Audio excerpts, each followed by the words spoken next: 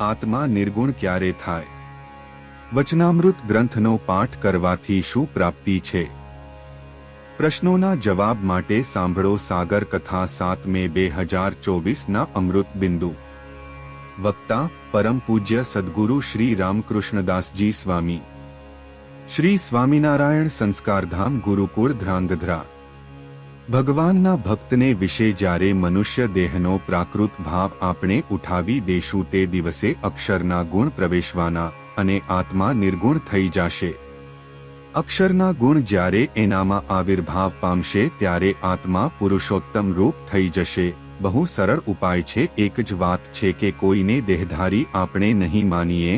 કોઈનામાં દેહધારીમાં કોઈ સ્વાભાવિક પ્રકૃતિ તો હોઈ શકે.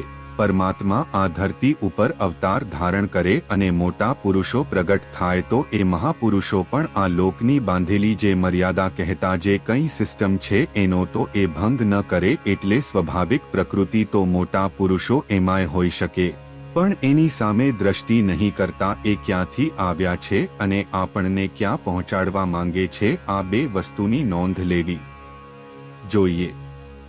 એવા અક્ષરધામના મહામુક્ત પુરુષો આ ધરતી ઉપર આવે અને એ મહાપુરુષોને બ્રહ્માંડોના બ્રહ્માંડની અક્ષરધામની ધરતી અને અક્ષરધામનું સુખ સામર્થ્ય સમૃદ્ધિ અને અક્ષરાતીત પુરુષોત્તમ નારાયણની મૂર્તિનું સુખ અને આનંદ એ બાદ કરો એ પછીની તમામ જે સૃષ્ટિ માત્ર કોઈ એની દ્રષ્ટિમાં નથી.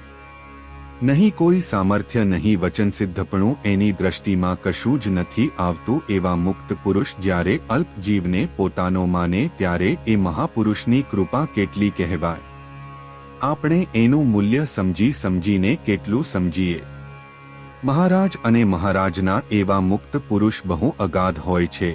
સમુદ્રની અગાધતાને તો માપી શકીએ આપણે, કદાચ એનું તળિયું આપણે માપી શકીએ, પણ એક પુરુષોત્તમ નારાયણ અને એના મુક્ત પુરુષ આ બેની અગાધતા, એની સ્થિતિ કહેતા, એની સાધુતા, મહાનતા, દયા, કરુણા, પ્રેમ, સ્નેહ, ધીરજતા, કોમળતા, એને માપવા માટે કોઈ પાસે માપદંડ જ નથી. એને કોણ માપી શકે?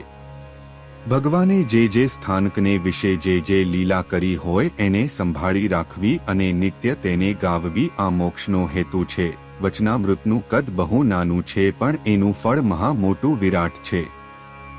વચનામૃત ગ્રંથનો પાઠ કરજો, સમજાય કે ન સમજાય, પરંતુ વચનામૃત ગ્રંથનો અભ્યાસુ જે આત્મા છે ને એ ભગવત સ્વરૂપ તો ચોક્કસ થઈ જાય. જેટલી વાર આપણે વચનામૃતનો પાઠ કરતા હોઈએ તેટલી વાર મહારાજ વાણી સ્વરૂપે આપણી સામે છે. શાસ્ત્ર ભગવાનનું વાણી સ્વરૂપ છે એટલે એની મર્યાદા ખૂબ રાખવી.